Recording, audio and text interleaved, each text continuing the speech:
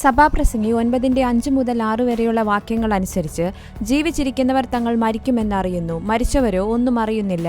മേലാൽ അവർക്കൊരു പ്രതിഫലവുമില്ല. അവരെ ഓർമ്മ വിട്ടു പോകുന്നുവല്ലോ. അവരുടെ സ്നേഹവും ദ്വേഷവും അസൂയയും നശിച്ചുപോയി. സൂര്യന് കീഴെ നടക്കുന്ന യാതൊന്നിലും അവർക്കിനി ഒരിക്കലും ഓഹരിയില്ല. മരണം പുനരുത്ഥാനത്തിനായി കാത്തിരിക്കുന്ന ഒരു അബോധാവസ്ഥയാണെന്ന് ബൈബിൾ സ്ഥിരമായി പഠിപ്പിക്കുന്നു. മരിച്ചവരുടെ ആത്മാക്കൾ ഭൂമിയിൽ ചുറ്റി സഞ്ചരിക്കുകയോ ജീവിച്ചിരിക്കുന്നവരുമായി ആശയവിനിമയം നടത്തുകയോ ചെയ്യുന്നുവെന്ന ആശയത്തിന് ബൈബിൾ പിന്തുണയില്ല. സങ്കീർത്തനം 146:4 അവന്റെ ശ്വാസം പോകുന്നു, അവൻ മണ്ണിലേക്ക് തിരിയുന്നു, അന്നു തന്നെ അവന്റെ നിരൂപണങ്ങൾ നശിക്കുന്നു. മരണാനന്തര ജീവിതത്തിൽ ദൈവത്തിന് മാത്രമേ അധികാരമുള്ളൂ. മരിച്ചുപോയ പ്രിയപ്പെട്ടവരുമായുള്ള ഏതൊരു ബന്ധവും ബൈബിളിൻ്റേതല്ല. അത് നിരസിക്കപ്പെടണം. നാം അന്വേഷിക്കേണ്ട ഏക ആത്മാവ് പരിശുദ്ധാത്മാവാണ്. മരിച്ചവരിൽ നിന്ന് മധ്യസ്ഥത തേടുന്നതിന് പകരം പരിശുദ്ധാത്മാവിനാൽ നയിക്കപ്പെടാൻ ദൈവം നമ്മോട് കൽപ്പിക്കുന്നു. പരിശുദ്ധാത്മാവ് സത്യവും ആശ്വാസവും ബോധ്യവും ശക്തിയും കൊണ്ടുവരുന്നു.